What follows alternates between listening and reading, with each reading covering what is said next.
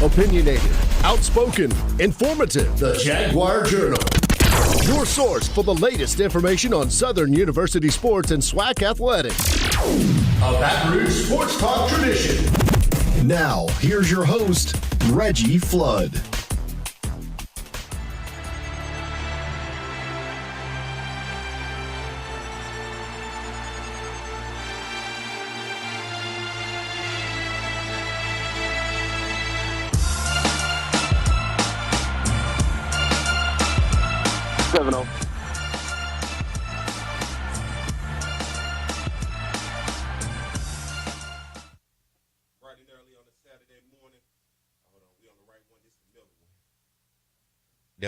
There we go. Flood, can you hear me? I got you. Can you hear me? Everybody in the world, can you hear me? Bright and early on this Saturday morning. I hear you, Flood, loud and clear. Hey, I think we got two things potted up there because I'm getting the echo. I'm getting to repeat everything you're saying. Good, Mike? Am I still echoing to you? No, there we go. We there good it is. Now. Yeah, we good. You know, it's so early, man. Now I'm hearing my echo. I don't know what that is. Are you watching us on? Turn your radio down. No, I don't have my radio. Are you good? How is it? Let's get it checked out. Let's make sure we good before we get rolling today. I think we're good. We good. There we go. Flood, What's going on with you? Oh, man, it's a big weekend, man. The gala and, fan day today and all of those good things. So it's a big Jaguar weekend. You know, in the morning we come in here, you just get to pushing all type of buttons and clicking all type of stuff. So, sometimes you deal with a couple technical difficulties. But Mike on the job, baby. What's up, Mike? Mike, I'm not worried about that. Mike gonna handle it. Mike handle it, man. He back there. He moving like a pilot on a plane right now. He just flipping switches and pushing buttons. He got it straight. We clear for takeoff. That's right, clear for takeoff. That's the busiest time. Like one of my good friends, pilot, said it's the busiest time taking off and landing, baby. Last night, Southern University Athletics had its gala at the Baton Rouge River Center. And let me tell you, Flood, you and I both were in attendance. For me, I think personally, that was perhaps the best, well put together Southern University athletic event, me personally, that I've attended. What about yourself? It was a nice event. It was nice. It was well done. And for a first time, you could tell they really put a whole lot of effort into it. It was organized. It was really a good event. It really was, man. They honored such legends. Go through the legends of the guys that they honored, Flood. They honored Coach Nathaniel Deneau, former volleyball coach at Southern, engineering professor and volleyball coach, but they honored Coach Deneau. Coach Deneau was the first, won 3 SWAC championships during his tenure, was the first, the coach of the first Southern team to go, the first SWAC team to go to the NCAA tournament. And they honored Coach Pete Richardson, of course. I should say Coach Roger Kadar. Of course, we don't need to say who Coach Kadar is. That's who he is, and Coach Pete Richardson. So, those were 3 obvious people that they honored. Only thing I have to say about that is, in this day and age, I think we probably should have found a woman to honor too. And I'm sure there's some out there if we put in a little work. But maybe a Sandy Pugh. Sandy Pugh, Brenda Edmonds, who's the first woman to be the athletic director at Southern. She was there on an interim basis. I'm sure other people will remind me. I don't want to start going down a list and then people will be like, well, you should have. But, that was my only thing. And that's just me. But I thought the event was really nice, really well organized, looked nice.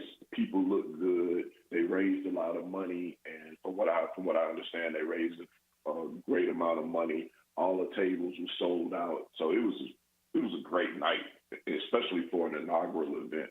You know what we call it? We call it Black Excellence. That's what it was last night.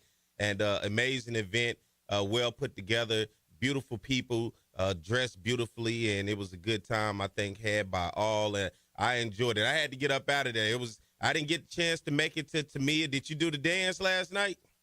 I did a few steps, but I stayed out of the way. I'm gonna tell you something that I picked up on. Something that I noticed, P. White. Tamia didn't seem too enthusiastic about the whole thing. Really? I wasn't around when she came out. She was enthusiastic about her show and her performance, but the Tamia shuffle thing, she hit that real quick and got right by it. She didn't stay on that long. Oh, you thought that was the one like you on repeat, right? Just keep running that one back. Yeah, I thought she would I thought she might close the show with it, or she might, kind of, do something special. She was like, okay, y'all come on down here. It's time to do the dance. And she hit the song, closed that thing out, no ad-libs, no nothing, moved right along, kept on moving with the show. Well, what we're going to do today, we're going to move right along. We're going to take our first break. We're going to do something we haven't done in a while. We're going to actually stay on time today, right? Mike's laughing because he constantly gets on me, and I don't ignore you, Mike. We just be in some in-depth stuff. So we're going to be on time today. We're going to take a break, and when we come back, we'll continue the conversation because what I want to do with you, Flood, I want to go through a SWAC preview. Let's go through some of the teams, break down what they did last year, and talk about some anticipation and what we think some of these teams will be doing this year. So we'll start in the SWAC East when we come back. So you guys stay tuned. We'll be back more to Jaguar Journal. Care South is now providing COVID-19 drive-through community testing at their Baton Rouge clinic. Testing is available for anyone with or without symptoms and no doctor's order required. No insurance? Care South will cover the cost. Care South is a federally qualified health center providing comprehensive medical, dental, and behavioral health services, offering telehealth services and an in-house pharmacy. Satellite clinics in Donaldsonville, Plaquemine, and Zachary. At Care South, we're here for you. Care South. Family serving families.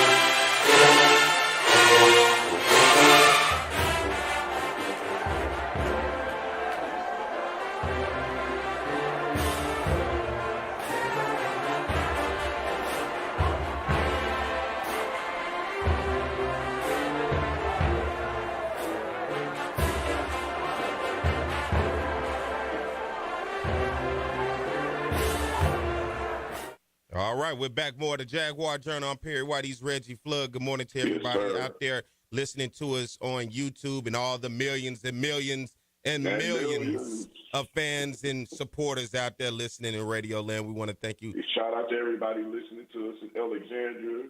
Can't leave our people out in Alexandria. They joined us last week, and they're with us again this week at KTTP up in Alexandria. So shouts out to them. Thanks y'all for joining. Appreciate y'all, man, and everybody else. Good morning to you, Flood. Good morning to Mike. Good morning to myself. It's early, and it's a little rough this morning coming out that beautiful event last night, Southern University Gala. Back to the Bluff this weekend. Fan day scheduled for today, as well as a scrimmage here. I think it's set for about 9 o'clock. Later in the show, about 8:30, we're going to get Jim Kleinpeter to come on and talk to us about what the roster looked like, what to expect at the scrimmage today, and overall how the team has been looking in fall camp. We're about 2 weeks away before we get ready to kick things off over in Montgomery, Alabama against Alabama State. MEAC SWAC Challenge kicks off next week with South Carolina State versus Jackson State. So football is right around the corner, and because it's around the corner, let's go around the SWAC and start over in the SWAC East, Flood, and start from the bottom and work our way up to the top. And the team that was picked at the bottom of the SWAC East by the media and the coaches at SWAC Media Day is Bethune-Cookman, as they went 2-9 last year, 2-6 overall in conference play. Daytona Stadium is their home stadium. They went 1-3 at home last year. You would think Daytona will kind of be a tough place to go play because it's so far, but they don't seem to have that same mystic feel at their stadium the way that it is at Itabena with Rice-Titan Stadium. Raymond Woody named their head coach this year. In 2023, he was a 4-year letterman for the Wildcats as he played linebacker. Last year, you look at this team, they struggled, Flood, offensively, 7th in the SWAC in scoring, averaging only 23 points a game, 8th in the SWAC in rushing yards, only averaging 144 yards, and 3rd in the SWAC in passing yards, averaging 221. Defensively, 12th in the SWAC at the very bottom, giving up an average of 39 points a game, 10th in the SWAC in rush defense, giving up 207 yards a game, and 9th in the SWAC in pass defense, giving up an average of 204. Coach Raymond Woody has his hands full. Would you say, Flood? Yeah, he definitely has his hands full. But I think there'll be a better program when you get somebody in there who really cares, who has that fresh blood. Bethune has always been a program that is, been a competitive program and played for championships. Since they moved to the SWAC, they haven't been as powerful as they once were. But I think Coach Woody will at least get them back on track. And if you look at their games, most of their games last year, they were competitive in most of their games. Yeah, they were. They were, 2 or 3 plays away from actually getting some wins. So that means that they do have some talent. It's just going to be about cultivating their talent and getting the best out of them. So, I know on paper, Bethune seems like they're a really bad team. And, you are what your record says you are. But I don't think that they are just I don't think they are the worst of the SWAC in terms of talent and recruiting to Bethune is interesting because it's a small school. They've done a lot to rebuild it, but their football facilities weren't the nicest. We saw what happened with Ed Reed. They went through that controversy.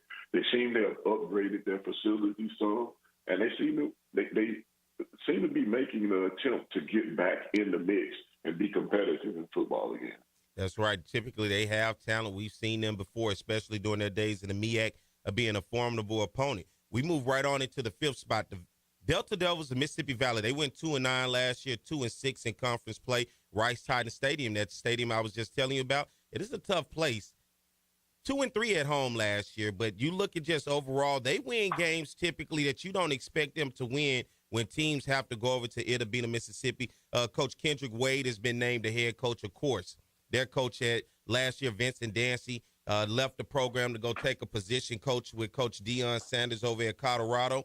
He played for the Delta Devils from 03 to 05 as a wide receiver, and as well as coach wide receivers at Valley from 2017 to 18. They call it the Valley, and I got to get used to the Valley. So he played for the Valley back in the day. You look at stats offensively for them. They ranked 12th in the SWAC last year in scoring, only averaging 14 points a game, Flood. That's struggling. Ranked 12th in the SWAC in total yards a game, only averaging 270 yards. 9th in the SWAC in rushing for 143 yards, and 12th in the SWAC at the very bottom, passing the ball, only averaging 127 yards a game. Defensively, They rank 6th in the SWAC in rush defense, giving up 148 yards a game. And at the bottom again in another category, 12th in the SWAC in pass defense, giving up an average of 291 a game. When you look at Mississippi Valley rebuilding, what do you see in them, Flood? Well, they turned over their roster. I think I read somewhere they had 61 new players on their roster. They completely turned over the roster. Coach Danzy really was fighting an uphill battle. Didn't have all the scholarships, but he was still able to keep them competitive and get a few wins and sneak up on some people. I understand now that they have their full complement of scholarships. They have turned over their roster, so we really don't know what we're getting with Valley.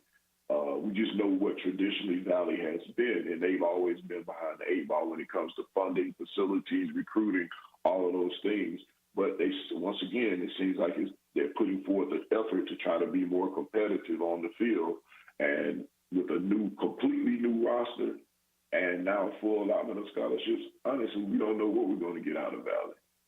Yeah, I'm not sure. Coach Kendrick Wade coming over from Delta State program who beat Valley last year. So it'll be interesting to see where Valley goes. They're in that 5th spot, and we move up to the 4th spot now. The Bulldogs of Alabama A&M. Flood, you know this team very well over the years. This has been traditionally one of your dark horses, but you finally wised up. You stayed away from them this year. They went 4-7 last year, 4-4 in conference play. Connell Maynard is their head coach. Louis Cruz Stadium, where they went 3-1 at home last year. Connell Maynard was named the head coach in 2018. He won the spring 2021 SWAC football championship, defeating UAPB during that spring season last year offensively. And it's a team, when you think about a guy like Connell Maynard, that should have success, but they struggled from the quarterback position, playing 2 quarterbacks last year. Offensively, they ranked 10th in the SWAC and scoring, only averaging 20 points a game. But, hey, a bright spot, they ranked 3rd in the SWAC in total yards a game, averaging 379 yards, 6th in the SWAC in rushing, only averaging 159, and 4th in the SWAC in passing, averaging 220 yards. Defensively, they were near the bottom, 10th in the SWAC, and giving up an average of 32 points a game. That's typically Alabama State's defense. If you've seen over the past few years, they don't really do a good job at stopping teams. 8th in the SWAC in rush defense, giving up 157 yards a game, and 11th in the SWAC in pass defense, giving up 225 yards a game. You look at the 2 quarterback system they had last year, Flood. Quincy Casey, a transfer from Jackson State a few years back, passed for 1,088 yards, 5 touchdowns, 8 interceptions. And then the other part of that 2-headed quarterback system, Xavier Langford, 1,252 yards passing, 6 touchdowns, 7 interceptions. So 11 touchdowns, 15 interceptions between these 2 quarterbacks last year, Flood. Yeah, and I know Coach Maynard, Coach Maynard is not happy about that. He considers himself a quarterback guy, former quarterback himself. I know he wants to get that offense rolling. They made some strides on defense because they were a bad defensive team. But overall, A&M, from last year's team, they weren't a very good team. And they were able to pull off some upsets at the end, keeping Texas Southern out of the championship game. But I think that Coach Maynard's on the hot seat. I think that program is in a make-or-break situation. And if that's the case, I don't know if they can get over the hump. I don't know if they've been able to recruit enough talent to get over the hump. They had a roster turnover last year that didn't work out very well. I don't think they turned over the roster again this year. I actually think A&M may be picked a little high, but we'll see. I mean, it's Valley and Bethune below them. So do you think they're quite that far at the bottom when you look at Valley and Bethune? I think maybe so with the turnover. Like I said, we don't know what Valley and Bethune are, but with the turnover, you would have to think they would have gotten better. I would not be surprised if A&M finishes in the bottom of the East, but just because I say that, they'll win the East. So that's kind of how it is. That's kind of relationship me and A&M have. Yeah, for the people out there, man, listen, Flood for years, this was his dark horse coming out of the SWAC East, and they were knocking at the door a couple of those years, Flood. But do you really count that spring 21 SWAC championship that they won, or do we just kind of ignore that? I no disrespect, but I don't. That's a blur. I don't even remember that like that. I think most people don't remember that. But you think about it, they were literally inches away from beating Alcorn and going to the SWAC championship, Alcorns last year in the East. Yeah, they were. And you talk about some calls here and there, and they could have definitely represented the SWAC East and dethroned Alcorn State from their dynasty over there in the SWAC East. All right, let's do this. Let's take a break. We'll come back, and we'll finish the rest of the top tier of the SWAC East, as we'll start to move into that third spot, going into that number one spot into the SWAC East. So y'all stay tuned. We'll be right back. More to Jaguar Journal. Care South is now providing COVID-19 drive-through community testing at their Baton Rouge clinic. Testing is available for anyone with or without symptoms and no doctor's order required. No insurance? Care South will cover the cost. Care South is a federally qualified health center providing comprehensive medical, dental, and behavioral health services, offering telehealth services and an in-house pharmacy. Satellite clinics in Donaldsonville, Plaquemine, and Zachary. At Care South, we're here for you. Care South. Family serving family.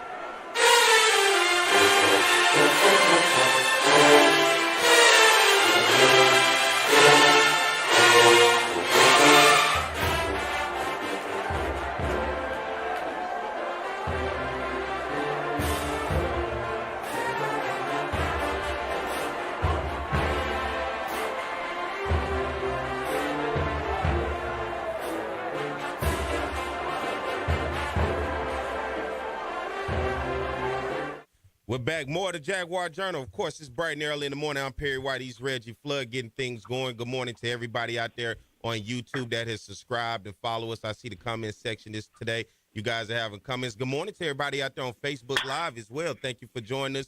And out there on Radio Land, we want to thank you guys for joining us this morning as we're talking about the SWAC East, going up and down the SWAC East right now. Let's go to the third spot, Flood. We've already talked about Bethune-Cookman, Mississippi Valley, and Alabama A&M, but now Alabama State coming in at that third spot. 6-5 last year overall, 4-4 in conference play. Eddie Robertson Jr., right? I got to say it. No relation to Eddie Robertson up at Grambling. I always have to put the disclaimer because somebody out there somewhere right now still believes he's related to him, right? Coach Robertson in his first year going 6-5. He graduated from ASU, led it in football 4 years. He was SWAC Defensive Player of the Year in 1990, 1991. So he knows what it means to be a Hornet. You look at offensively last year for the Hornets, ranked 11th in the SWAC in scoring, averaging only 19 points a game. Ranked 11th in the SWAC in total yards, only averaging 298 yards a game. Ranked 11th in the SWAC in rushing yards, averaging 99 yards a game, and 5th in the SWAC in passing yards, averaging 199. You see across offensively, those stats are low. Near the bottom, right one from the bottom. Defensively, they rank second in the SWAC, giving up an average of 19 points a game. Third in the SWAC in terms of yards given up per game, 313 yards a game. Third in the SWAC in rush defense, only giving up an average of 126 a game. And third in the SWAC in pass defense, giving up an average of 187.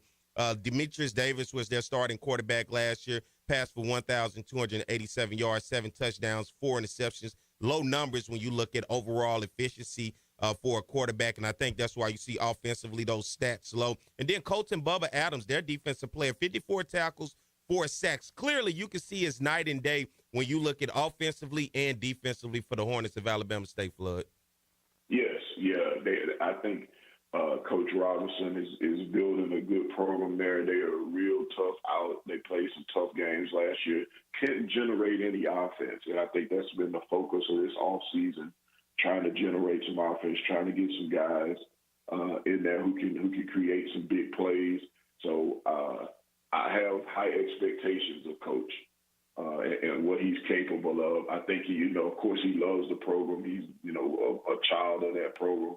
So I think that they have high expectations from the fan base, and I think they're the sneak. They're going to be the team that can sneak in there and get them a championship if teams aren't watching them. Yeah, I think they're going to be a tough first game, a really tough first game in Montgomery. Yeah, if you don't have an offense put together, their defense will give you a tough day. They played Jackson State and Florida A&M tough. A close game with Florida A&M with a field goal block. Towards the end of the game, FAMU scooping it and taking it back and ultimately winning the game in Montgomery last year. If FAMU and Jackson State both struggled against that defense, that lets you know that they are a pretty tough team and a pretty tough out. Alabama State, if they just get a little consistency from a quarterback and open up the run game, I think they could have some success. And for me, they'll be my dark horse. I circle them as my dark horse coming out of the SWAC East. Is there a team that, you look outside of what the two teams we're about to get to at the top that I think can probably give you a loss here and there? They'll be the one, but they're going to have 2 tough road games. Of course, they have FAMU and Jackson State at home. So this year they got to go to Jackson, Mississippi and Tallahassee, Florida. So that's not going to be an easy job for both those road trips for Alabama State. All right, let's move up to the second spot.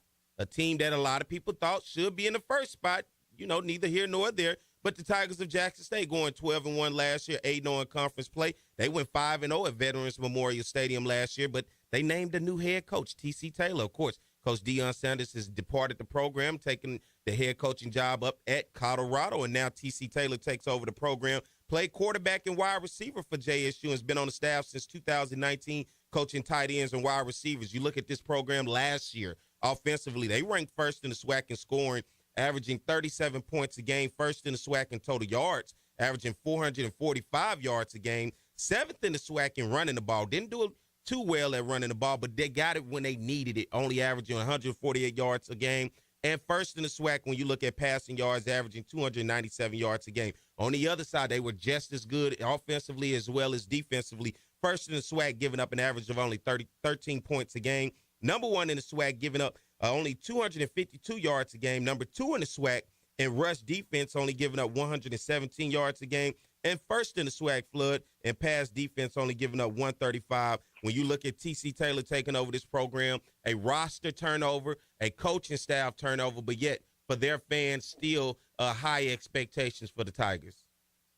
I think their expectations are outsized. I don't think that they'll be as good as people think they are. I think the fans will be a little disappointed. And I'm not just saying that because it's Jackson State. I think when you have a roster turnover, when you have the issue, when you have a personality-driven coach, a personality-driven team with a coach like Deion Sanders, I think that makes a big difference because I think really if you look at their roster from last year, outside of their first 26 players, I mean, Coach Sanders had really gone in and recruited, out of the portal and gotten some talent in because of his name. But if you get to their second team, they weren't very good when in their second team. You know, they were smallish and they weren't very athletic. I think now with a lot of those players have cycled out. They left the program. They had a roster turnover, and I don't think that's made them better. Will they be competitive? I think they will be competitive, but I don't think that they're going to be by the end, everything is said and done, I don't think they're really going to be competing for the championship. And we'll find out soon next week against South Carolina State in the MEAC SWAC Challenge. And then, of course, they take on Florida A&M down in Miami, then Southern University. So those first three games, I believe, of the season are going to tell us who Jackson State is as they begin to try to figure out who they are. And that'll be an early indication. What'd you say, Flood? Yeah, I think that South Carolina State game is going to tell us a lot. And then they come and play Southern, and, of course, that's going to be a knockdown, drag-out fight. It always is whenever we're playing them. And so we'll kind of get an idea if Jackson State is really going to be a competitor, even though those aren't conference games. We'll still kind of get an idea of what kind of team they have and if they're going to truly compete for the championship, because there are some teams in the East that can definitely beat them, and they're going to be evenly matched with. That's right. And then we go to that number one spot, a team that I think could beat them finally this year are the Rattlers of Florida A&M. They went 9-2 last year, 7-1. And over the past two seasons since they joined the SWAC, they've only lost 2 total SWAC games. Guess who they've been to? The team that I just got through talking about with Flood, Jackson State. And so can they get over the hump this year is going to be the question. Bragg Memorial Stadium is where they play, and trust me, it is a tough place to walk in there and walk out with a W because no one has done it over the past 3 years as they went 5-0 at home last year. They haven't lost a game in quite some time over in Tallahassee, so that just lets you know how tough it is. And their head guy, Willie Simmons, 33-12 overall, 14-2 in conference play, named the head coach at Florida A&M in 2017. Now, I like this team, but I call this team a finesse team. I think they can finesse you. They don't eye-pop when you look at stats, but they let you beat yourself when you play against them. And you look at offensively last year, 5th in the SWAC in scoring, only averaging 25 points a game. 12th in the SWAC in rushing yards, only averaging 94 yards a game. No, bet you didn't know that, right, when it comes to Florida A&M, because they threw the ball around a lot. 2nd in the SWAC in passing yards, averaging 258 yards a game. Defensively, they wasn't ranked 4th in the SWAC, giving up only 22 points a game. 4th in the SWAC, giving up 317 yards a game. 4th in the SWAC in rush defense, giving up 127 yards a game. And 5th in the SWAC in pass defense, giving up 190 yards a game. If you hear those stats, they're like right in the middle of the pack, but still they find ways to get the job done. Their quarterback, Jeremy Musa, perhaps the most talented quarterback when you look at his arm, returning this year 2,730 yards passing last year to 21 touchdowns to 10 interceptions. Of course, that's probably the best numbers of any returning quarterback, and it is the best numbers of any returning quarterback in the conference. And then they have their linebacker, Isaiah Major, 50 tackles, 4 sacks last year. Coach Willie Simmons, I call him the finesse guy, Flood. Florida A&M can finesse you in many different ways, and it ain't always pretty, but they find ways to get the job done. Yes, they do. And one thing I'll say, they play great complementary football.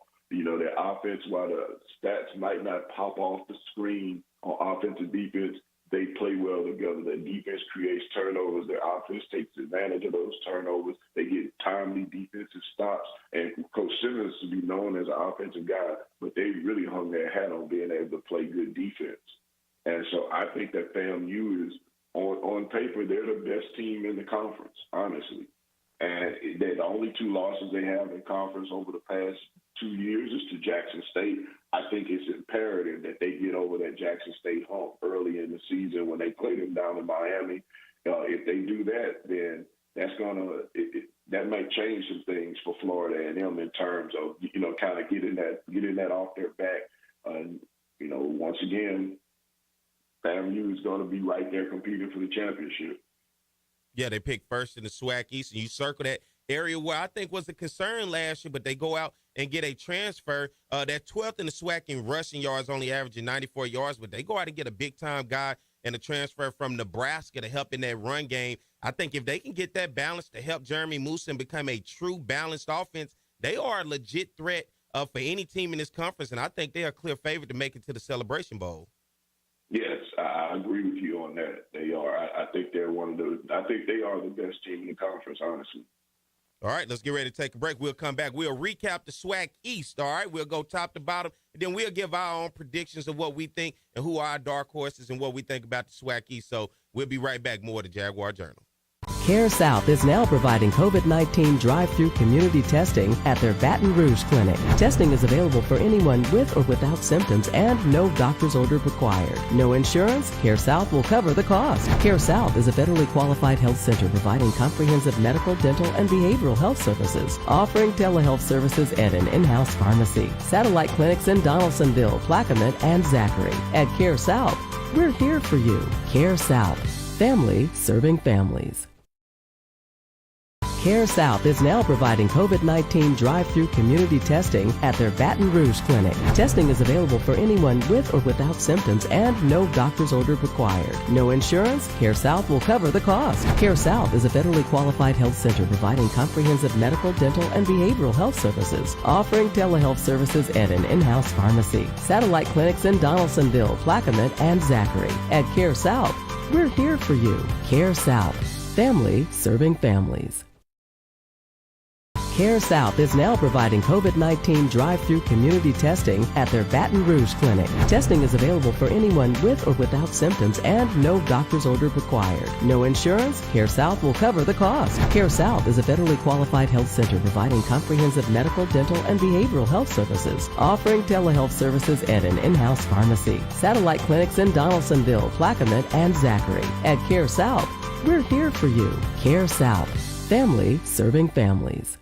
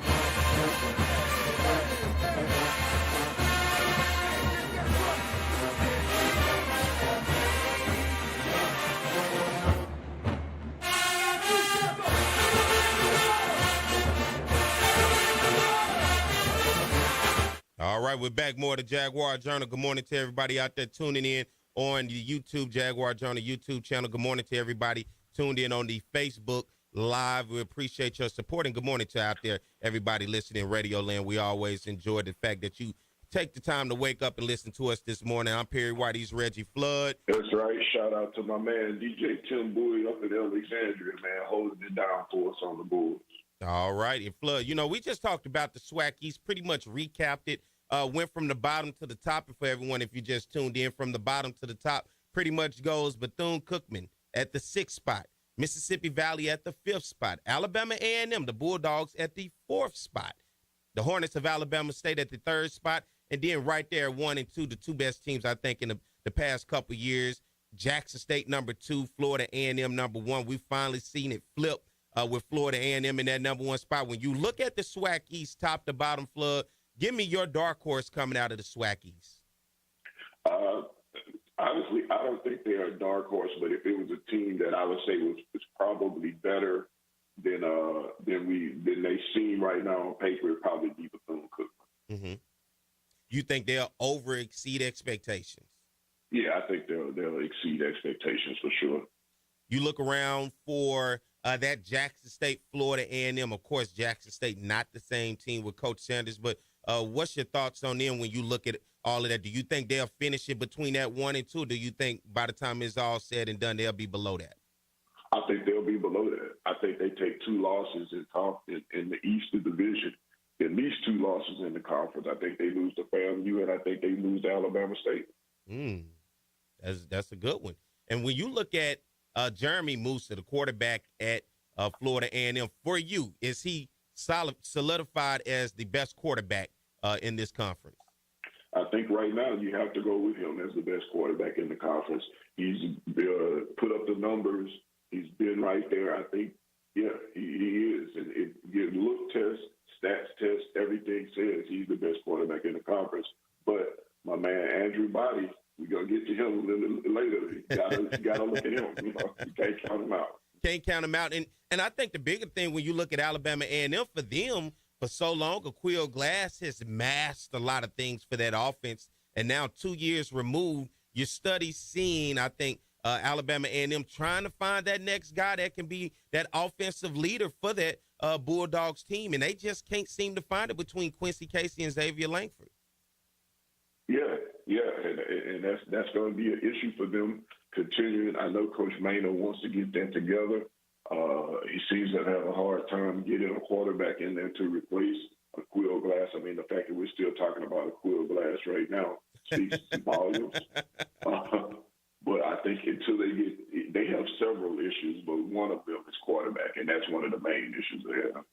And Flood, for a lot of people out there that may not know and never been to Tallahassee, Florida A&M, it seems like almost unbeatable at home. What is it about Tallahassee? What is it about Bragg Memorial Stadium that just makes that place so tough for any opponent?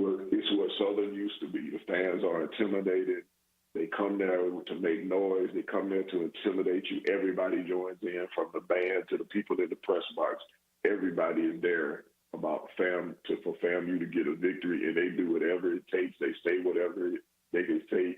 They send the pretty girls after the opposing team. They do everything to distract you from getting a win, and it usually works.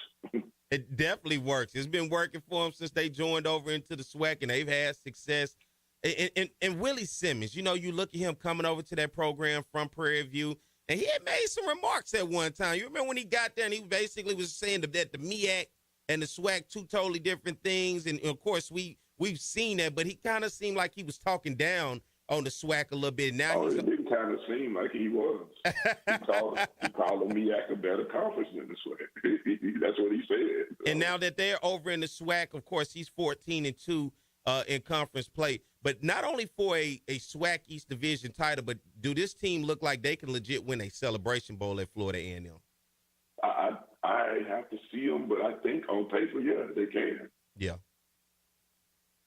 So, I mean, we'll see. But I think on paper, Florida A&M, with what they have, what they've accomplished in the last 2 years, Jackson State being basically the team that stopped them in the conference, I think you have to look at them and say, yeah, FAMU can go to the Celebration Bowl and possibly win the Celebration Bowl. Yeah, I think you look overall, it's going to be interesting to see what receivers do we learn from them this year. And then can they get a run game going, ranked 12th in the SWAC in rushing last year, only 94 yards a game.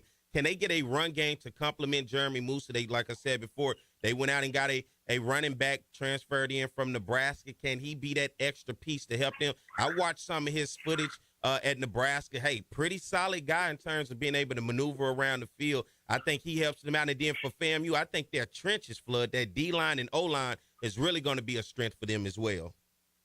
Yeah, I agree with you on that. I think that they'll be strong on the line of scrimmage.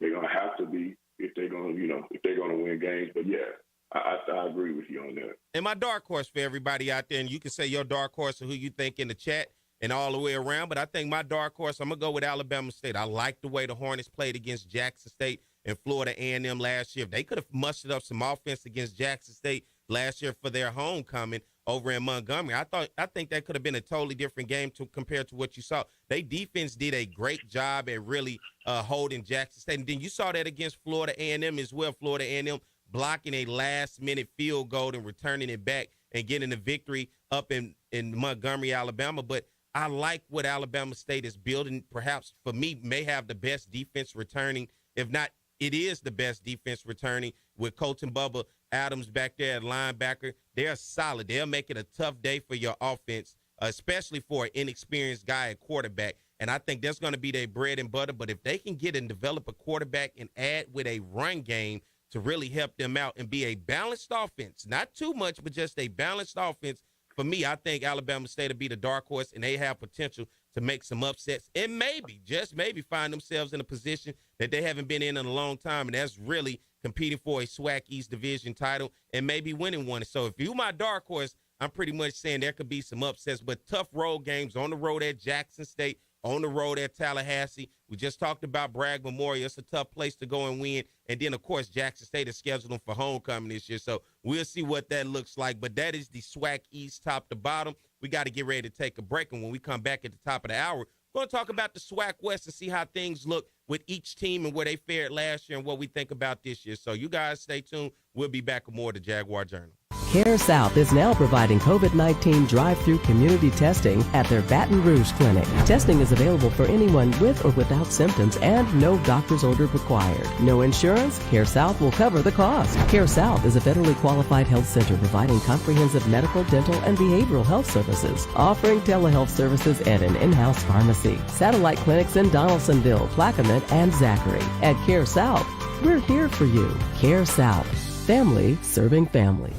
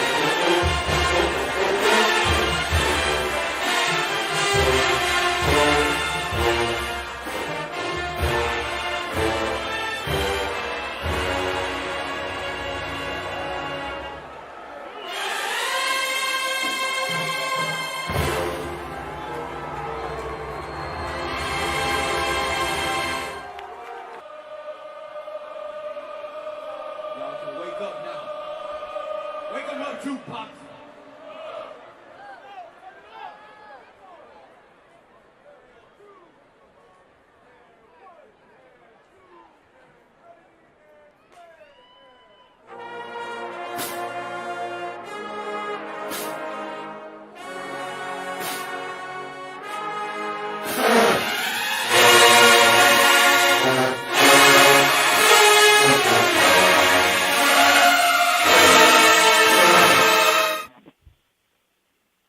All right, we're back. It's the Jaguar Journal, top of the hour. He's Reggie Flood. I'm Perry White. Good morning to everybody out there in YouTube land listening to us and watching us on the Jaguar Journal. Everybody out there on Facebook, we appreciate you. And to the millions and the millions and millions of listeners out there across the land in radio land. See, that's the difference. A lot of shows are just YouTube, right? We're actually on radio, YouTube, Facebook. We all over.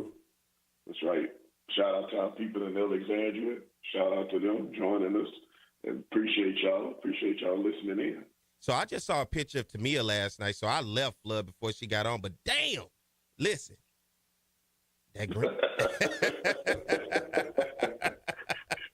That's all I wanted to say. I left, man. It was getting a little late for me. If I'm gonna have any amount of energy to make it this morning, but listen.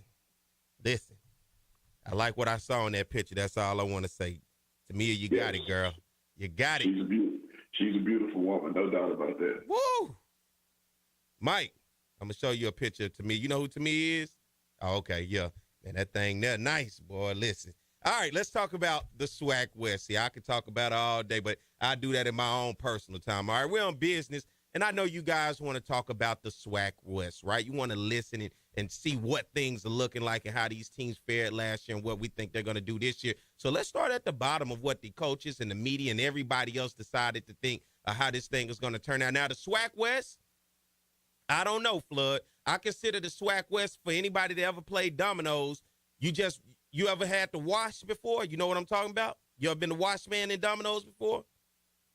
No, I haven't. I can't say I've had that experience. Well, damn, man, you must be really. Hey, I've been the wash man, the back man. You know what? I've had to wash some dominoes before. I'm not really a dominoes player. That's why. Okay, I'm about to say, man, anybody. I mean, that's a rite of passage when you play dominoes. Everybody's been the wash man. Yeah, I'm not really a dominoes player. I think I can count on one hand how many times I actually played a game of dominoes. Probably on one finger.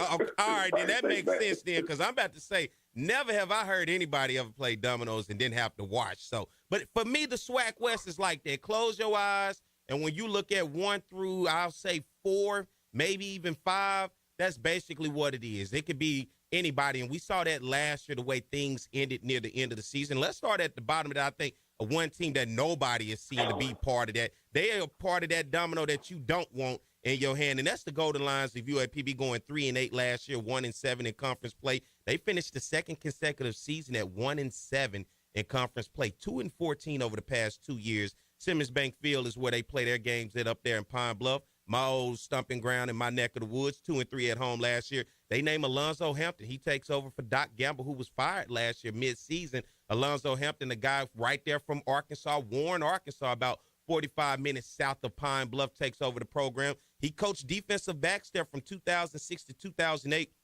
And you will see when I go through these stats why they got rid of Doc Gamble. Let's start on the offensive side. 8th in scoring in the SWAC, averaging 22 points a game. 8th in the SWAC in rushing, averaging 141 a game on the ground. And 7th in the SWAC in passing yards, 174. Defensively, just bad. 11th in the SWAC, giving up an average of 35 points a game. 12th in the SWAC in terms of yards, giving up 449 yards a game, Flood. 12th in the SWAC in rush defense, giving up an average of 244 yards a game. And 10th in the SWAC in pass defense, giving up an average of 204 yards a game. You look at the Golden Lions, Alonzo Hampton has his hands full if he want to be able to turn things around up there in Pine Bluff. He definitely does. I don't see how he turns things around this year. That's going to be a project to get that going. I think he's probably made some strides in being a better program, but that's a long way to go. And I think they have them properly picked as the last team in the West. Pine Bluff is always a tough place to play because either it's packed or it's nobody there. So, they have they have some chances to win at home, but I see their chances to win as few and far between. I think it's still going to be a struggle for them, and I think they're properly picked as the last place team in the West. All right, now this is where the Watchman begins to do his job when you look at the SWAC West, because coming in at the 5th spot, hey, I don't know if it's disrespect or what, but Prairie View, the Panthers of Prairie View going 6-5 last year, 5-3 in conference play. Panther Stadium, a little struggle last year, 2-3 at home. Bubba McDowell. I remember Bubba McDaniel, don't you, Jaguar fans? But Bubba McDowell is their head guy, longtime coordinator, had been with the program for over 10 years, went 6-5 in his first year. I think he exceeded expectations for a lot of people when you look at him maintaining the program's success after playing for a SWAC championship in 2021. Offensively, you look at what the Panthers were able to do, 3rd in the SWAC in scoring, averaging 27 points a game, 5th in the SWAC in total yards, 355 yards a game. 1st in the SWAC, they were the number 1 rush team in the conference with 205 yards a game, but near the bottom at 10th in the SWAC in passing yards, 149 yards a game. Defensively, they were about so-so. 5th in the SWAC, giving up an average of 24 points a game, 6th in the SWAC in yards, giving up 332. 7th in the SWAC in rush defense, giving up an average of 151 yards a game, and 2nd in the SWAC in pass defense, giving up an average of only 180 yards a game. Caleb Johnson, the transfer over from Mississippi Valley, is going to help that number 1 rush average for them. When he came in with 524 rushing yards last year, 2 touchdowns coming from Mississippi Valley. His kind of down when you look at his average. But then Trayvon Conley, a quarterback for them that struggled, they're going to look to try to develop him and push him to see can he become that passer that they need and come out of that 10th spot in the passing yards in the SWAC with only 149 a yard, 149 yards a game. He passed for 1,462 passing yards last year, only for 11 touchdowns, 6 interceptions. That's Prairie View right there in that 5th spot. Disrespect or not, and overall, how do you think about Prairie View? I think that Prairie View is better than 5th, but not a contender for the championship. So they could go anywhere from 3rd to 5th. I would call it disrespect. I think people just saw the decline as the program went on through the season, and it kind of started with the Southern game.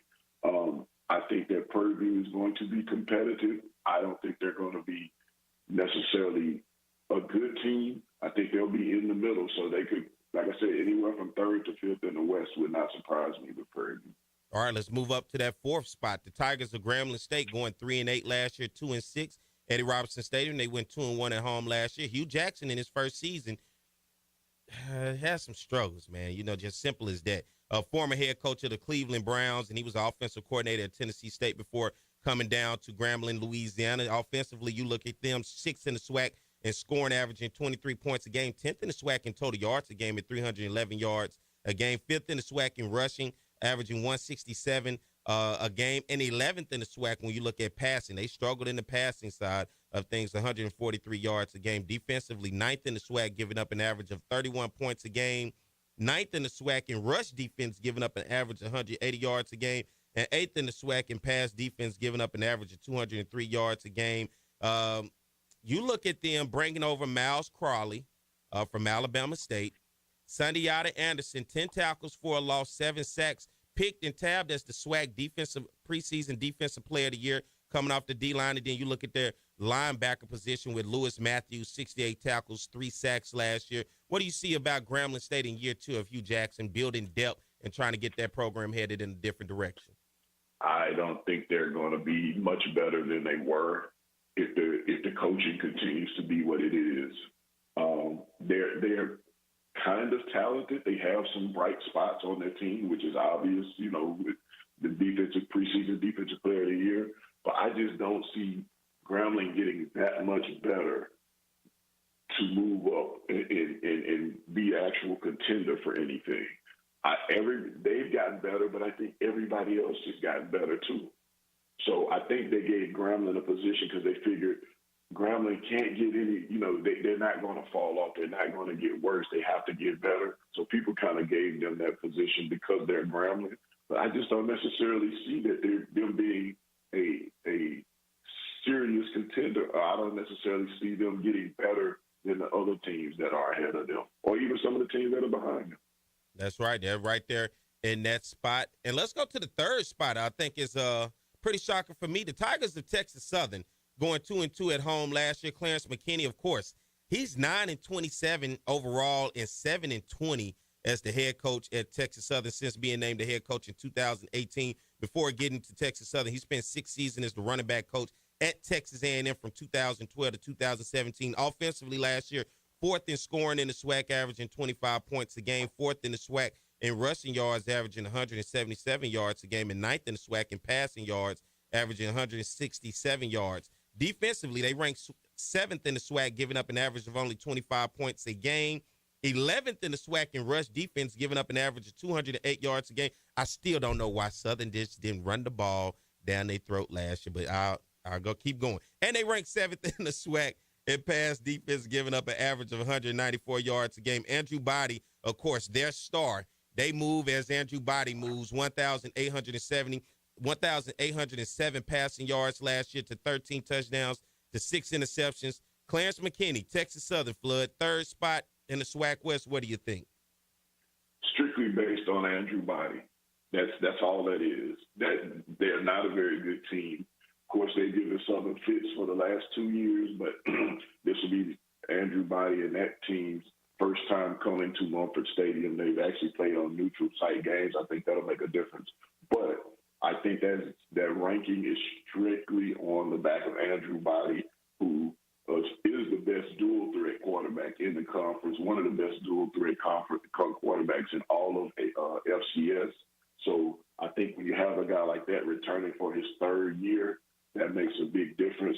That'll keep Texas Southern competitive. Will they be the 3rd ranked team at the end of the year? I don't know, but I know that they will be competitive because of Andrew Body and the fact that they don't give up a lot of points. They give up yards, but they don't give up a lot of points. All right, let's get ready to take a break. When we come back after the break, we'll talk about who's 1 and 2 atop of the SWAC West and what you think about it. All right, so stay tuned. We'll be back more to Jaguar Journal.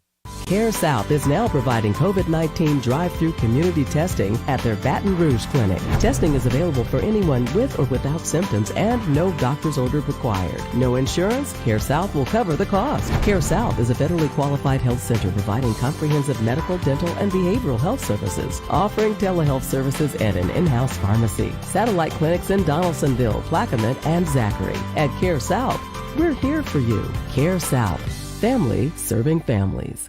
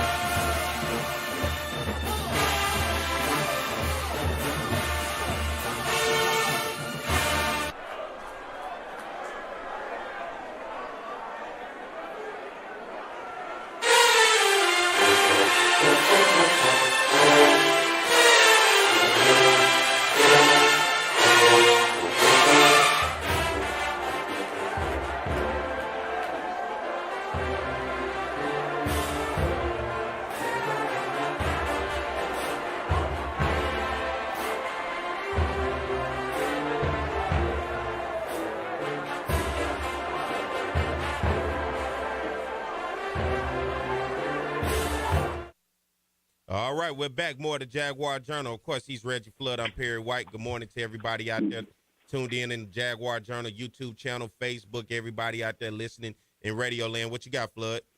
Yes, sir. Yes, sir. Jaguar Journal. You know, we're giving you the breakdown on the conference. You know, it's interesting as we go through team to team and how it's been picked in particular in the Western Division.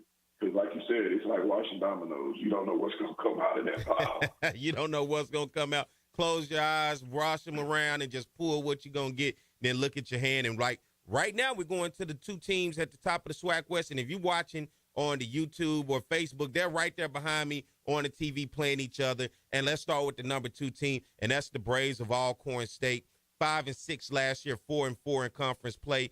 Spinks Castle Stadium, they went 2-3 last year at home, and normally that is a pretty tough place to go up there and try to walk out. But 2-3, Fred McNair, 41-29 overall, 31-15 since being named the head coach in 2016. He won 4 SWAC Eastern Division titles, 2 SWAC championships, as well as he's a 2-time SWAC Coach of the Year. So he has the accolades that back up what he can do in this conference. Offensively last year for the Braves, they ranked 9th in the SWAC in scoring, averaging 20 points a game, 4th in the SWAC in rushing, averaging 175 a game, and 8th in the SWAC in passing yards, averaging 167 yards. On the defensive side of the ball, SWAC 6th in the conference, averaging 24 points a game, giving up 24 points a game, 5th in the SWAC in rush defense, giving up an average of 131 yards a game, and 6th in the SWAC, giving up in pass defense 193 yards a game. Jarvion Howard, of course, is their star at the running back position, 1,275 yards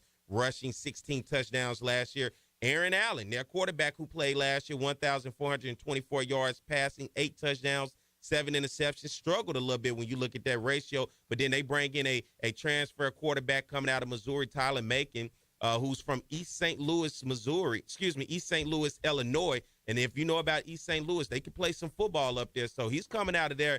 When you look at Alcorn and you look at Fred McNair and their program, what do you think with them being in that 2 spot? I think they're in the number 2 spot strictly out of respect. People feel like Alcorn is not going to be down 2 years in a row. And I have to agree with them. I think they are going to be a team to watch. They went out and hit the transfer portal and got some guys that can come in and contribute. They already had a really good running game. So if they can get their passing game going, they're going to be formidable. And they play, of course, good, hard-nosed Alcorn defense. And, you know, there used to be an old saying back in the day, the old school folks that know Alcorn, they used to have this phrase that said, if you come up to the reservation, the Alcorn Braves are going to jump out the bushes and get you. Well, the reservation is a tough place to play, man, and they will definitely jump out the bushes and get you at Alcorn. As my boy G say, them big bad Braves from Alcorn, man. So that's the big bad Braves at 2 spot. Let's see, can they be the big bad Braves and reassert themselves? They haven't found much success since joining the SWAC West. They had a lot of success in the East, but now I think they're starting to find out the SWAC West isn't just that easy, all right? And then let's move to the number 1 team, of course. This show is the Jaguar Journal, and it wouldn't be right if the number 1 team wasn't the Jaguars of Southern University, who took on many opponents last year, right? 7-5, 5-3 in conference play, 5-0 at home at A.W. Mumford Stadium. Coach Eric Dooley being named the head coach and taking over the program last year in year 1. Overall in his coaching career, he's 27-22, 21-11 in conference play. He's taking over a program, of course, has success under Dawson Odoms. And, of course, everybody out there knows Eric Dooley. If you were at Southern, he was around the program from 1997 to 2010, helped the program win a pair of SWAC championship, Black College national titles. You know the rest if you Southern out there. No need to explain who Coach Eric Dooley is. Offensively last year, the Jags ranked 2nd in scoring in the SWAC, 31 points a game. Ranked 2nd in the SWAC in total yards a game, averaging 398 yards a game. Ranked 2nd in the SWAC in rushing yards, averaging 201 yards a game. And about the middle of the pack, 6th in the SWAC in passing yards, averaging 196 yards a game. Defensively, the Jaguars ranked 3rd in the SWAC, giving up an average of 21 points a game. 2nd in the SWAC in yards given up a game, 301. 1st in the SWAC in rush defense, giving up only an average of 112 yards a game. And 4th in the SWAC in pass defense, giving up an average of 189 yards a game. Jalen Campbell, 51 tackles, 6 sacks last year for this team. You look at overall now coming into this year, the quarterback battle. It's going to be Harold Blood, Noah Biden. Harold Blood seems to be the guy with the nod. He's been practicing with the first team. Bashawn McCray no longer with the program. But then you lose two of your top rushers, Gerard Sims, Carl Ligon. Overall, when you look at this team, Flood, Southern University in their number one spot in the SWAC West, and, of course, they won it last year and played for the SWAC championship. But now you look at year two. What do you think? Yeah, I think that, this is going to be a year where it is going to be a year of breakthrough for the Jaguar football program, or a year of disappointment. Either or. Like you said, Harold Blood has basically been named the starter now. It's still a competition, but he's basically been named the starter. I think defensive-wise, the defense really carried Southern last year, much to a lot of people's surprise, because Eric Dooley is known as the offensive coach. I think we see improvement on the offense. It's going to all play on the line of scrimmage, though. If the offensive line plays well, I think you see improvement out of the offense. I think Southern, with the West being so jumbled and so many unknowns, Southern is probably the safest pick. Now, will Southern be able to complete the mission? We'll see, but I think they have a very good chance. But if you get good quarterback play, I'll just put it like this. Last year, the bar was so low in terms of quarterback play that Harold Blood can't help but be a step up. But in order to be a championship caliber team, Harold Blood's going to have to be a championship caliber quarterback.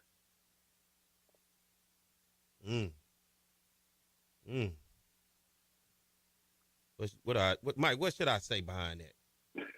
I'm looking at Mike. He's looking at me. I don't know. What should I say behind it? I look overall for this program, Coach Dooley. I want to see how can he develop the quarterbacks. Of course, you bring in Coach Titan to work with the quarterbacks and do the necessary things to try to help develop that position. The offseason wasn't that good as they tried to go out and bring in a transfer and couldn't really snag a guy in that position. I want to see, can the run game complement the passing game, and can we have those receivers step up? We know we heard about those receivers last year, but, of course, the ball wasn't quite getting out to the receivers like we wanted, and we saw it in the SWAC championship. It gave us a glimpse of what we could have been seeing all year, and I think it kind of had the Jaguar Nation a little shaky after last year. But when you look at Southern, a tough loss last year, 24-0 to Texas Southern, but then they come back with a big win against Prairie View on the road, a big win in division against Pine Bluff at home, and then sneaking out against Alcorn State for the second consecutive year. It kind of gave you some hope. But when you saw Southern against the two, who I thought, honestly, the two best teams in Jackson State and FAMU, they struggled. And in that Bayou Classic, you really saw Southern struggle for 3.5 quarters. It was Grambling's own fault that they lost that game, but Southern really did not look good in that ball game. No, Southern didn't look good in that ball game and struggled. And it all came down to the quarterback play. It all came down to quarterback play. That was the issue for most of the season. That was the issue for the Bayou Classic. That was the issue for the championship game. And that's why I say Harold Blood, in order for things to change, Harold Blood's going to have to play better, which, I mean, I don't want to harp on it, but yeah, the bar was so low, he can't help but play better. But he has to, for Southern to really be a championship caliber team, because, I mean, you could make the argument that last year they weren't a championship caliber team, although they played for the championship. For them to be a serious contender for the championship, Harold Blood's going to have to play well. The offensive line is going to have to play well. I think the defense will be fine. The defense basically carried us last year, and I think the defense actually got better. But I think on offense, the offensive line has to stay healthy, because that's an issue that they're having, and Harold Blood is going to have to play at a championship level. And I don't mean make spectacular plays. I mean not turn the ball over, take the plays that are there, manage the game, and be smart with the football. Yeah. Flo, you look overall in the SWAC West. Who's your dark horse in the SWAC West? It's no dark horse. I don't see a dark horse in the SWAC West. Of course, they have Southern, Alcorn right there. Any team below that you think can knock that off and maybe end up in a SWAC championship game? No, I think the West is properly rated. I don't think any of these teams are a dark horse. Like, I don't see Grambling coming up. I don't see Texas, Prairie View coming up. I don't see any of that. Yeah. So I think everybody's properly rated. I don't see a dark horse. Yeah, you look at, and as we get ready to take a break, you look at Prairie View and Texas Southern. Both teams were right there in the thick of things at the end of the season.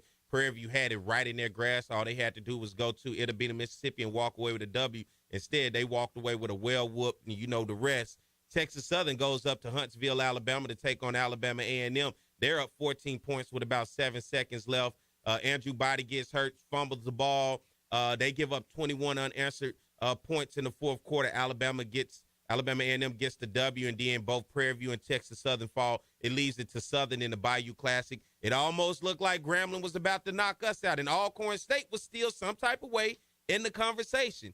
But Southern finds a way to get it done late in that Bayou Classic, step up to their defense, and the turnovers by Grambling's quarterback, 4 turnovers in that ball game, in which Southern used it to their advantage. All right, let's get ready to take a break. When we come back, we'll get Jim Kleinpeter, the beat writer for Southern University Athletics for The Advocate. I know you read a lot of his work all over the internet, so he'll come on and talk to us about today's spring game and what that roster look like and what fall campus look like so far for the Jaguars. All right, so y'all stay tuned. We'll be back. More of the Jaguar Journal.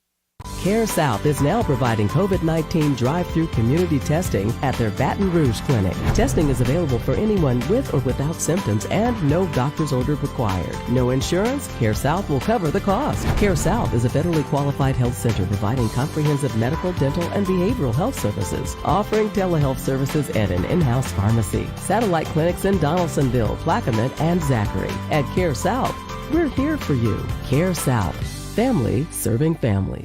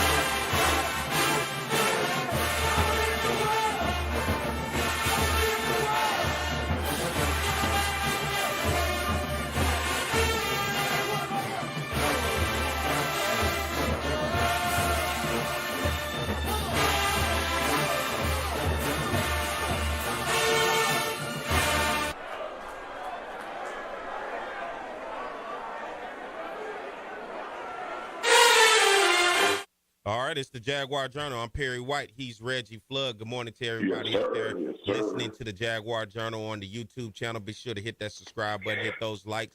Good morning to everybody listening, watching on the Jaguar Journal Facebook. And good morning to everybody out there listening to us in Radio Land. And now we bring in the third member of our team.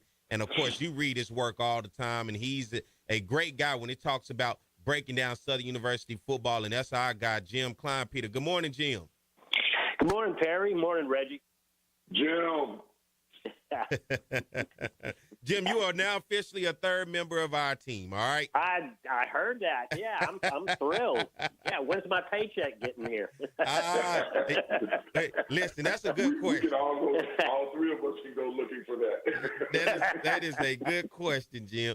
Hey, Jim, all right, today's the scrimmage. Fall camp has been going on. You've been putting out a lot of work out there in terms of giving people updates in terms of the Jaguars. We just went through the SWAC and talked about Southern being picked in that number one spot. But now that we're going through fall camp, quarterback battle, Harold Blood seems to be the guy at the one spot. We look at now Gerard Sims, Carl Liggins, both are no longer there at the running back position. But overall, what have you seen for fall camp of the Jaguars football program? Well, when you have a quarterback question, you have an offense question. Is the offense going to be okay? I think they're okay at every position except quarterback. Very predictable. I mean, I think they're solid at all of them. And Harold Blood got to show us. I'm going to learn something today about Harold Blood because, he didn't have a great spring game. And I asked, we didn't get to see the first scrimmage a week ago. And I asked Dooley about it, and he said, well, he didn't really lead any touchdown drives. Well, I kind of maybe, cocked my head a little bit, and I thought about it and said, okay, well, let's see what he does today because we're 2 weeks away from the season, and they're going to be going against a pretty good defensive team in the first game. And so I like them defensively. I think they're going to be very good defensively again. I think they're going to be maybe better than they were last year. But everything when your quarterback is an unknown, it makes the whole offense an unknown.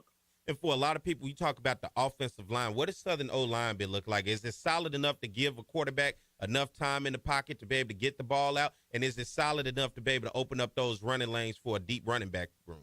Oh, I think they're going to run the ball again. They'll be a good running team. In fact, they may start the first part of the season, running the ball until Harold Blood gets comfortable with every play and every throw. But that offensive line is a little beaten up right now. They got guys that are. I look at when I go to practice, I see there's 3 or 4 of them on the side, and one of them is a key guy, Bernard Childs. Now I don't think he's going to. I bet he's not going to play today. He was supposed to start practicing this week, sometime around midweek. He's getting over a shoulder injury from the spring. So he's a key because he's going to be the center, I think. And then Kyrie Wade, who is playing center right now, is going to move over to right guard. And I think that gives them their best offensive line. They got 2 good tackles. I like their tackles, Bryce McNair and oh boy, my memory's bad, but Eli Fields. So I think they've got some depth, they got experience there. So yeah, the center of the offense. That's why I'm saying, if Blood can be a little better than what we're expecting, they're going to be fine offensively. What have you seen with Noah Biden? Is there anything that you see that's really pushing him against Blood? No, I just think that sometimes it's not how much. Sometimes it's not how much experience you have. It's how long have you been here. Blood is so comfortable. He's been here 4 years. He was one of the first recruits I wrote about after the 2018 season.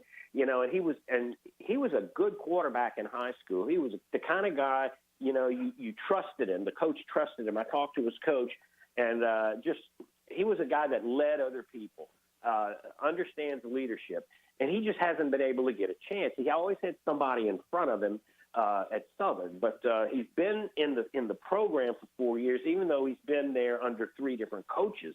And I think that brings a certain amount of confidence. And look, I've been here for a long time. I've been around, and Bodden really has been here just a little over a year. So, I think Bodden has all the physical tools. It's that you've got to have poise. You've got to be comfortable. It's everything when you're quarterback. has to be second nature. And so I think that's where Blood has the advantage. Joseph David from our YouTube channel, he said, ask Jim if there's one player that is unknown to most fans that may make a big impact this season. Okay, yeah, I got the perfect guy. His name is Jalen Howard.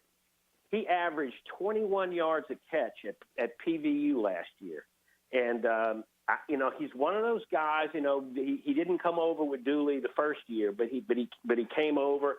And whenever I ask Dooley about the wide receivers, sometimes that's the first guy he mentioned. And I think he's going to bring a speed element that's going to open some things up, because Southern has they got a lot of like big receivers, these 6 foot and 6'2", 200-pound guys like Cassius Allen and guys like that, George Qualls. But I think Jalen Howard's going to give them a consistent, everyday, every play deep threat. And, I wouldn't just be surprised to come out and see them throw long to him on first down, on first play in Montgomery. So just to give everybody a hint of what's to come. I know I saw you write about the linebacker position so far in fall camp. What have you seen from that position for Southern? Well, they're really fixed there. They got two. I think they've got the best linebacker combination in the conference. They got two guys that now Jalen. I can't think of his last name for some reason, but Jalen Campbell. Yeah, Jalen Campbell has been there 1 year. Derek Williams is a junior, but he started last year and he played a lot as a freshman. Williams has a lot of speed.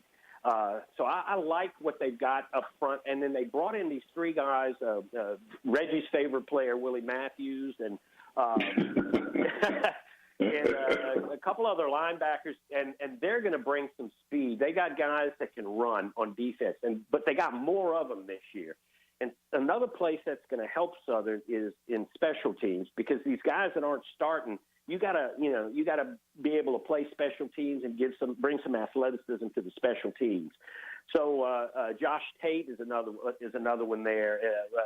I like, and Mike Jones. These guys are gonna rotate in, and they're gonna and injuries always play a part. So these guys are gonna be okay if they have to go to the bench.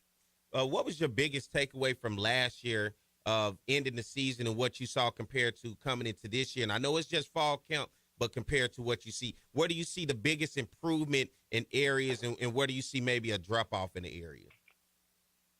Well, when the quarterback struggles like it did, like Bashawn McCray did last year, it throws everything off. You can't really judge your wide receivers. You can't really judge the offense as a whole. The running game was good last year. I mean, they could hand off and beat people. They could have beat people just running the ball last year.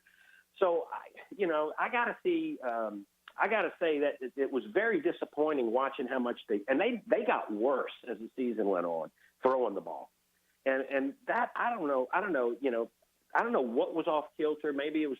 I don't want to second guess Dooley on his quarterback. You got to give him the benefit of the doubt on who he chose, but he stuck with him too long, and that's the biggest thing. He's going to have to go. If Harold Blood can't get the job done, he's going to have to. He can't wait, all season until the championship game, in the second quarter of the championship game to make a change. And I know coaches like to give confidence to their starting quarterbacks and be with them and down with them. But at some point, if they're not performing, you gotta make a change. So I think he needs to be a little quicker, and he needs to, and Harold Blood needs to know that Noah Bodden is coming off the bench if he can't get it done. Flood, what you think about that? I think Jim is right on there. He's right there. It's pretty much the same thing I said, man. But as Blood goes, or as the quarterback position goes, this team will know. I think it's just that simple. Jim, I want to say thank you this morning, man. I know you're getting ready for the scrimmage this morning, man, and to get your work done. So the third member of our team, everybody, that's Jim.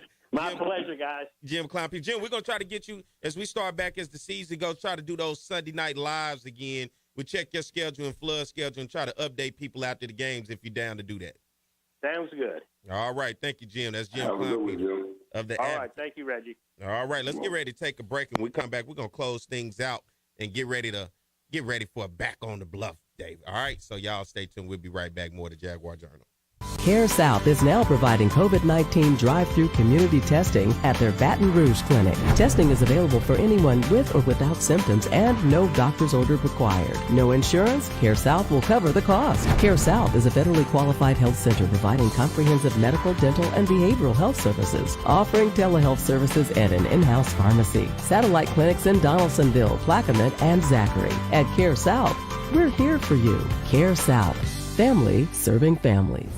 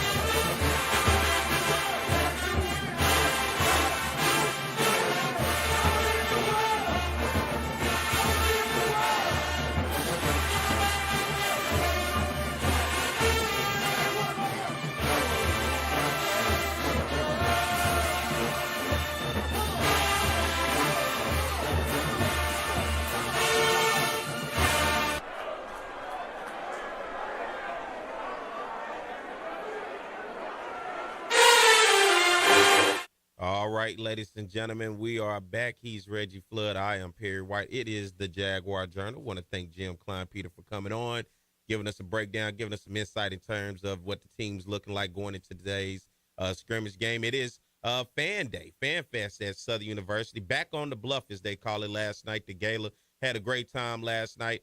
Coaches being under, people having a great time. It was excellence at its best when you look at it overall, the way people carried themselves, the way they were dressed. It was just a great time.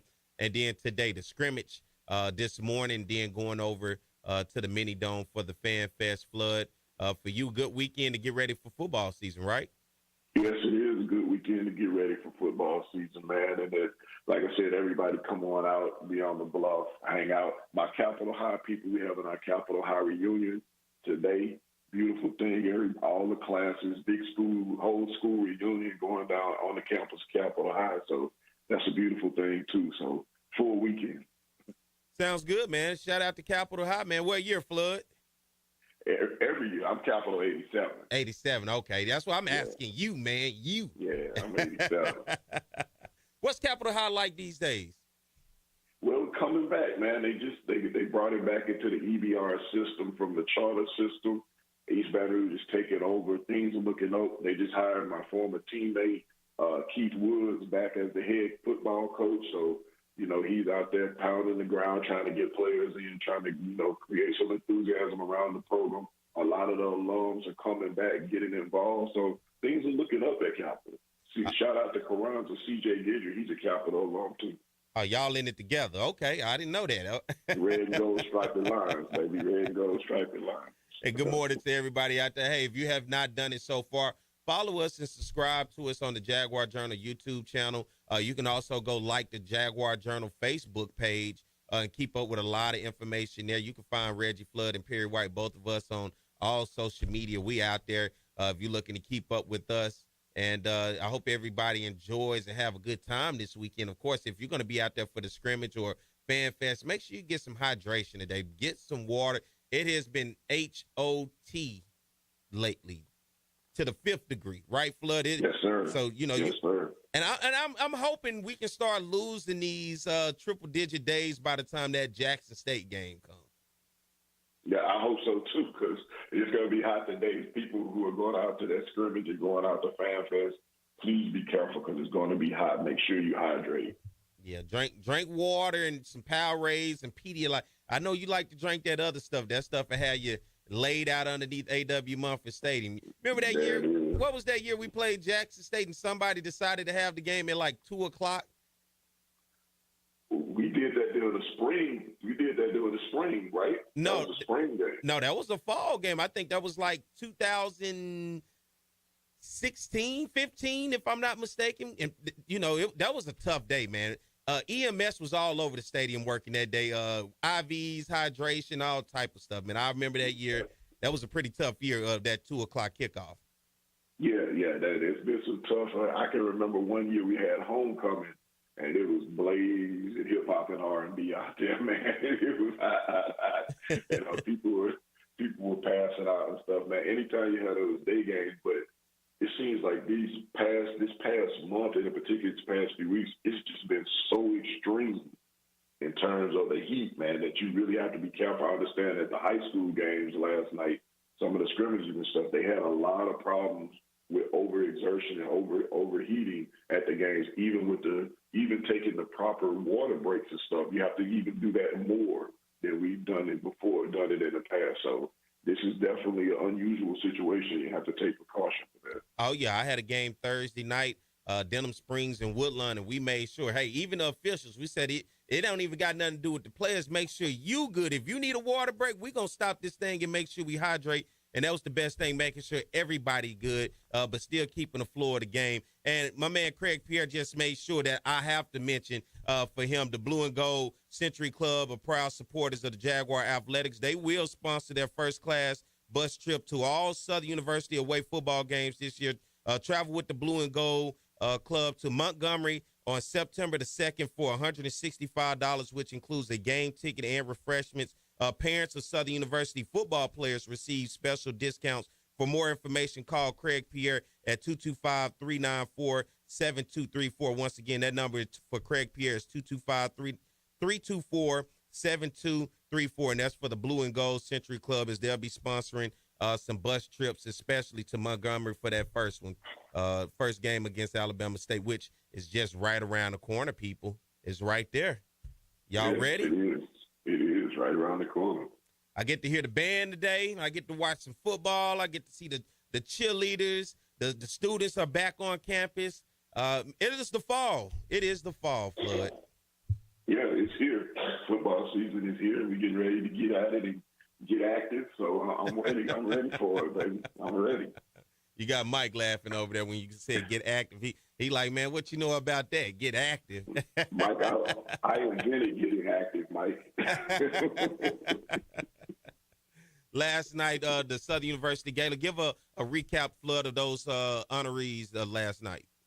Last night we had Coach Roger Kadar, coach, of course, the legendary baseball coach, Coach Roger Kadar. Coach Nathaniel DeLue, former volleyball coach at Southern University, engineering professor, was the first SWAC team to go to championships. And, of course, the legendary coach, Pete Richardson. We don't need to give his credentials. It's Coach Pete. We all know who he is. Those were the 3 honorees last night. Yeah, Coach said, you know what, y'all know I'm not a man of many words. I don't do a lot of talking. I let my work speak for itself. I said, go ahead, Coach. I like when you talk like I let my work speak for itself, you know. But, Flood, you was talking about maybe a women's coach. Who you think was the most successful, in your memory, women's coach in Southern University athletics history?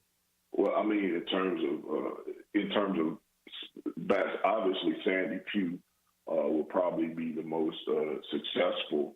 But I mean, in terms of, like I mentioned, Brenda Edmonds, who's one time the interim athletic director, the only woman who's ever led the athletic department, was very influential. And I'm sure there are other people. Like I said, those were the 2 who come to mind. Just starting out, just pop in my mind right off the bat. Anybody from softball, maybe? Coach Nancy Washington. Coach Nancy Washington played basketball at Southern, was the first softball coach at Southern. She's, Southern alum, was a really great basketball player. You have to mention her in the mix too. Some history right there for you guys. Hey, it's been a great show once again. If you have not subscribed to our Jaguar Journal YouTube channel, go do that right now. Good morning to everybody in that chat. I've been seeing you guys talking and going back and forth. I never really get a chance to interact with all you guys because of right here on the show. It's a lot to have to read what y'all say, think at the same time, and be looking at all type of stuff. So I kind of have to keep myself focused. But good morning to you guys on the Jaguar Journal YouTube channel. Good morning to everybody on the Jaguar Journal Facebook live. We are live on Facebook as well on the Jaguar Journal page there. I share this around in some groups and stuff around on Facebook. And good morning to everybody out there listening in Radio Land. Of course, one of the few shows that actually gets to talk about this stuff on the radio, Flood. So that's the plus side of it as well. Yes. We are all over. We cover all the media, landscape. We cover it all, from the internet to YouTube to radio, the visual, audio, video, all of that stuff. We do it. All right, Flood, get us up out of here. It's back to the Bluff this weekend, the Scrimmage and Fan Fest today. Y'all make your way over there to the hump. That's right. If the man upstairs says the same, we'll be back at the same time in the same place, because as always, it's the Jaguar Journal. Care South is now providing COVID-19 drive-through community testing at their Baton Rouge clinic. Testing is available for anyone with or without symptoms and no doctor's order required. No insurance? Care South will cover the cost. Care South is a federally qualified health center providing comprehensive medical, dental, and behavioral health services, offering telehealth services and an in-house pharmacy. Satellite clinics in Donaldsonville, Plaquemine, and Zachary. At Care South, we're here for you. Care South. Family serving family.